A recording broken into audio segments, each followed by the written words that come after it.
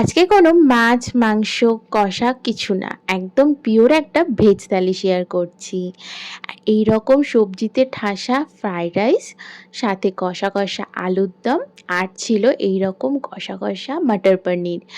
না, এগুলো কিন্তু আমি কোথাও থেকে অর্ডার করিনি। একজনের গৃহপ্রবেশ ছিল, তিনিই পাঠিয়েছিলেন পার্সেল করে। সাথে কিন্তু একটা ভেজিটেবল চপও ছিল, যেটা আনার সাথে, সাথে কপাত করে আমিই খেয়ে ফেলেছি।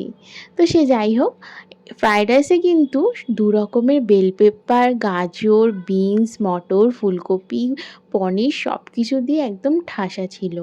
আর তার সাথে এইরকম ঝাল, ঝাল কষা, কষা আলুর দম খেতে জাস্ট দুর্দান্ত লাগছিল।